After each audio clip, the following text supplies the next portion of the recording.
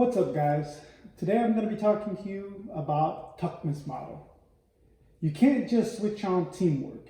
It takes time for new teams to gel together and to work out their full potential. And what's more, team members go through different stages as they move from strangers to co-workers. Bruce Tuckman's forming, storming, norming, and performing model describe these stages. When you understand Tuckman's model, you'll know how to help your new team become effective faster. So let's look at how. So first of all, what is Tuckman's model and where does it come from? The Tuckman model bears the name of the creator, the psychologist named Bruce Tuckman. And Tuckman came up with this now well-known phrase of forming, storming, norming, and performing in his 1965 paper, Developmental Sequence in Small Groups. This phrase describes the path that teams follow on their way to high performance. Later, he added a fifth stage, which is known as adjouring, or the end of the team's journey. It's also known as mourning. So let's briefly discuss what exactly happens in each stage of the model. And obviously, we're going to start with forming. In the beginning, when a new team forms, individuals are going to be unsure about the team's purpose and the goals, and more importantly, how they fit into the overall vision. At this time, there's not a lot of conflict. It's what I call the honeymoon stage. And at this stage, team members might still be anxious about whether they're going to work well with one another, curious about what the change might bring, and there's going to be a certain part of that team that's going to just be excited to get going. However they might feel within that spectrum, what is certain is that they're going to need and they're going to be looking for some leadership, and that's where you come in. As a team leader, you're going to give them direction. However, this does take some time. And as people get to know their colleagues, or the team gets to know their colleagues and one another's ways of working, and eventually as the novelty wears off and the team starts to execute their duties, the team starts to graduate into the next stage, one of the most notorious stages, and actually one of the most crucial stages, which is storming. So what did Tuckman mean by storming? In this stage, people start to push against the established boundaries. Like the real world, they stop being nice and start getting real. And that's where the conflict and friction can arise. And the conflict and friction between the team members as their default characters and their preferred ways of working start to surface and bubble up, and sometimes, in various times, clash with other team members. At this stage, team members may challenge your authority. They may even challenge your management style. And they may even challenge the overall team's mission. If you leave this unchecked, this can lead to simmering tensions, or even worse, face-to-face confrontations. Furthermore, if roles and responsibilities aren't yet clear, some individuals might begin to feel overwhelmed by the workload and frustrated at the lack of progress. This is a crucial stage in the development of every team, and if it's not managed correctly, the team may never progress to further stages in the team's future, in the work that they're tasked with, the very important work that they're tasked with, may be permanently derailed. And it's sad to say that some teams do not progress to the other stages. Luckily, not all teams are doomed to a perpetual storming stage. And gradually, teams move into the norming stage. At this stage, the team members start to resolve their differences and they begin to appreciate one another's strength. And they might even start to respect your authority as a leader. Now that they know one another better, your team members will feel more comfortable asking for help and offering some of that constructive feedback. They might even start to share that stronger commitment to the team's goals. And very generally, they start making some decent progress towards achieving some of those goals. So here's the question is, that's such a good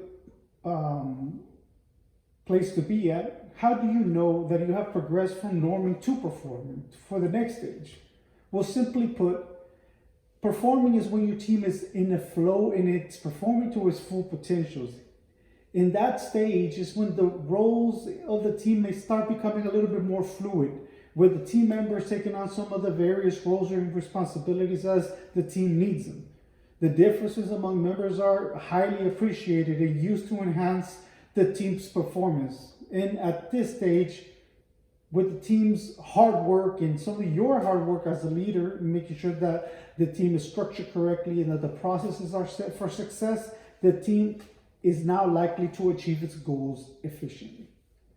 At last, all things, even really, really good ones, such as highly effective and efficient teams, must come to an end. At the adjouring stage, which marks the end of teams and the conclusion of teams by a conclusion of projects, a conclusion of certain initiatives, they may be also disbanded just simply due to some of the team members being redeployed. And if you have a really high performing team, some of those team members are going to be asked to lead their own teams in the organization. Many teams reach this stage naturally, and for them, and for some team members who lack routine and who also have developed those really close working relationships with their colleagues as is natural, this stage for some people may bring on some anxiety and may just find it difficult. So how do we use this information, forming, storming, norming, and performing, as a tool? We need to follow some of these steps to ensure that you're doing the right thing at the right time. Number one is you need to identify the stage that your team is at with some of the descriptions that I just shared with you.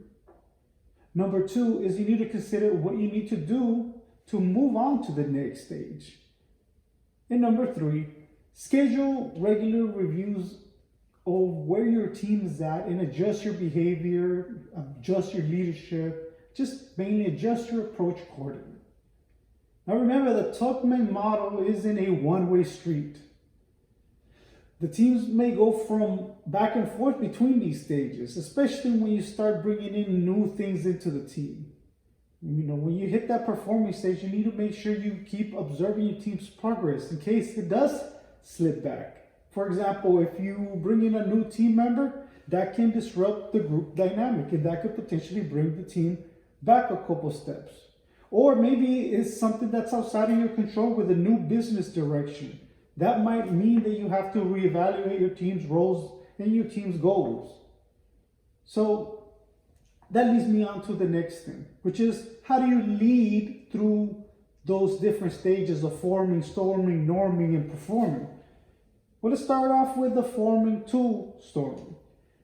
You need to establish clear objectives for the group at the first stage. You could also create a team charter. You want to make sure that the team members know their goals and set their own personal goals so that they can see how their work will fit into the bigger picture. The forming stage is also about people, and people getting to know people, getting to know one another.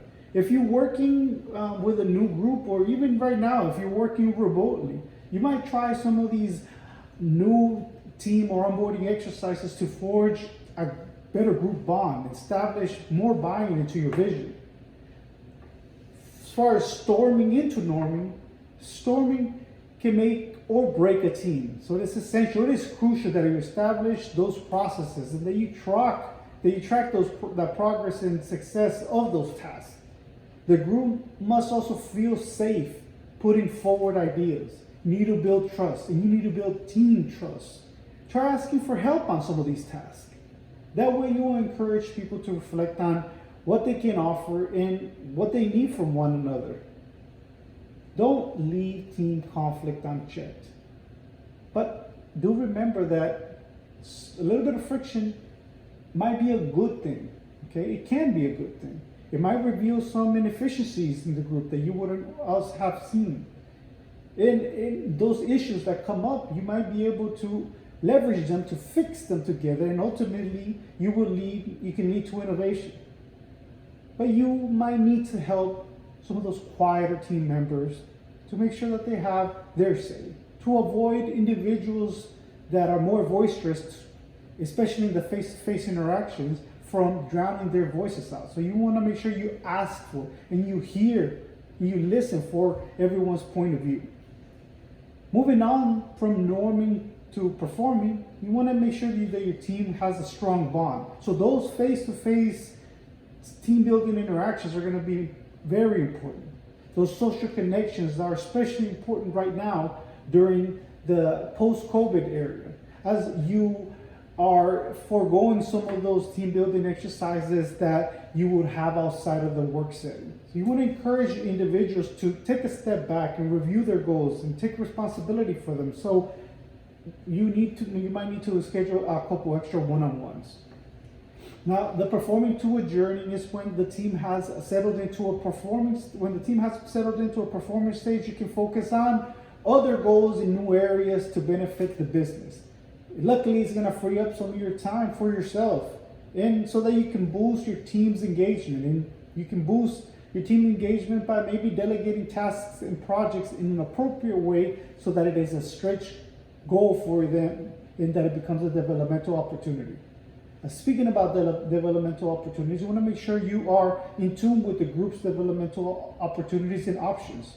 Make sure that they understand what are some of the resources that are available to them so that they can develop their skills. As far as the last stage, the adjourning, or sometimes referred to as mourning, make sure that you take the time to celebrate your team's achievements. Having positive shared experiences will make it easier if you work with some of those same people again in the future.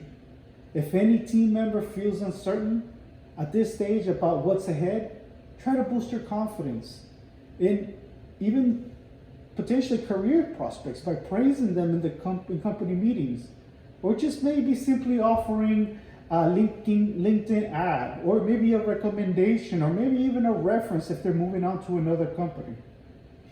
At this stage, you want to make sure that you capture as much information as possible about how you can improve in the future, getting feedback, maybe a 360 degree to reflect, learn, and to reflect and learn on how to better manage future teams. So let's reflect on this stage, on the key points. Psychologist Bruce Tuckman described how teams move through the different stages known as forming, storming, norming, and performing in a journey. You can use Tuckman's model to help your team perform better. First, you need to identify the stage where your team is at. Then, use some of the tips that I shared with you about how to move through those stages. Remember, teams can slip back a stage or two. Use Tuckman's model to continually review where your team is at and make any necessary changes to get back on course. If you found I hope you like this information. I hope that you found it useful. If you want to get more information on the Tuckman model, if you want to know more information on how to progress from the storming into norming and eventually into performing, make sure to subscribe to my channel so that because I will be sharing more information on leadership, on building highly effective teams, communication, emotional intelligence, and various other leadership topics here in the near future. Thank you, and God bless.